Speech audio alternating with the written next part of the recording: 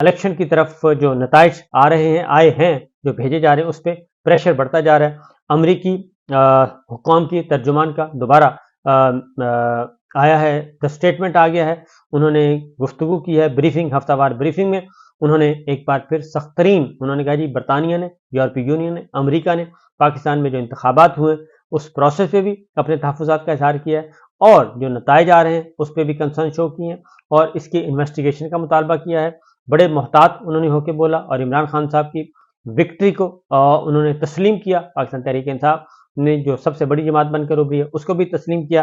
لہذا اس میں تو اب وہ اس طرح آ بھی نہیں سکتے کیونکہ پاکستان کی عوام ہے اور پاکستان کی عوام عمران خان صاحب کے ساتھ کھڑے ہیں، تو لہذا سوچ سمجھ کے کوئی ان کے خلاف سٹیٹمنٹ دے گا. لہذا یہ بھی ہوا ہے جی، اور شدید ترین تحفظات کا اظہار کیا گیا. ملالہ یوسفزئی بھی آ گئی ہیں. انہوں نے بھی کہا ہے کہ انتخابات میں ووٹرز کے فیصلے کو خوش اسلوبی سے قبول کرنا چاہیے. انہوں نے بھی حق میں سٹیٹمنٹ دے دی ہے کیونکہ یہ کوئی معمولی واقعہ نہیں ہے. پورے کا پورا الیکشن جو ہے وہ چوری کیا جا رہا ہے. اسٹاک ایکسچینج پہ منفی اثرات میں نے آپ کو بتایا مرتب ہو چکے ہیں. دوسری جانب استعفے پہ استعفے آ رہے ہیں. جہانگیر ترین صاحب سیاست سے کنارہ کش ہو گئے، سیاست بھی چھوڑ دی، پارٹی بھی چھوڑ دی، سب کچھ چھوڑ دیا. سراج الحق صاحب نے الیکشن میں ناکامی کا ذمہ داری قبول کی ہے اور امیر جماعت اسلامی کی امارت سے انہوں نے استعفیٰ دے دیا ہے. وہ کچھ مارچ میں اگلے مہینے شیڈول بھی آ چکا ہے، جماعت اسلامی کی امارت کا الیکشن بھی ہے، تو اس میں دیکھتے ہیں کہ دوبارہ سراج الحق صاحب منتخب ہوتے ہیں یا نہیں ہوتے، لیکن زیادہ چانسز ہیں اس دفعہ لیاقت بلوچ صاحب امیر جماعت اسلامی ہوں گے. نئی کیونکہ کافی عرصے سے پنجاب میں امارت جو ہے وہ پنجاب کی طرف نہیں گئی. میاں طفیل محمد صاحب مرحوم کے بعد جو ہے امارت جو ہے وہ چلی گئی خیبر پختونخوا. قاضی حسین احمد صاحب مرحوم، اللہ ان کو جنت الفردوس میں جگہ دے.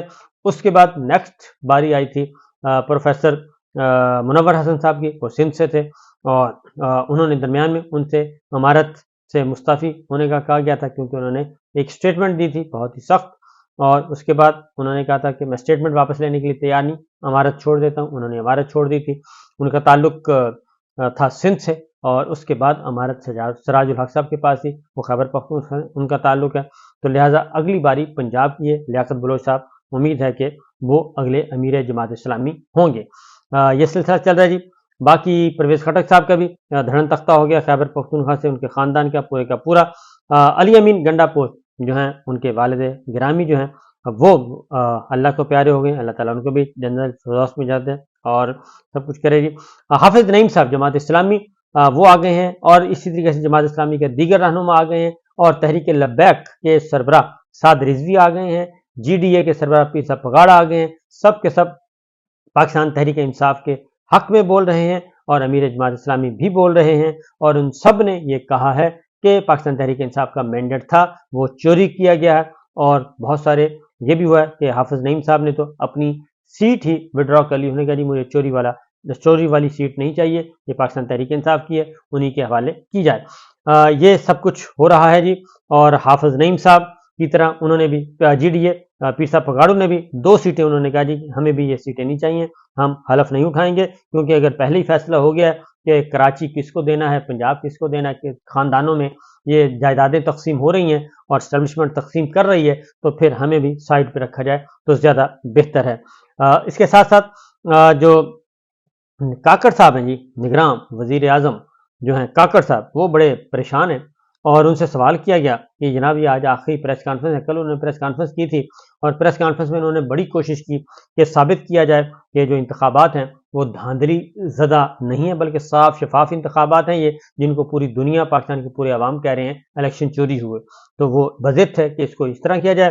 اور انہوں نے کہا کہ کسی بھی ملک کو ہم اپنے اندرونی معاملات میں مداخلت نہیں کرنے دے سکتے، اور اگر کسی نے کہا کوئی ہمارے اندر آیا تو ہم کہیں گے ایبسولوٹلی ناٹ، کسی ملک کے کہنے پر دھاندلی کی تحقیقات نہیں کریں گے، یہ کہا ہے نگراں وزیر اعظم نے.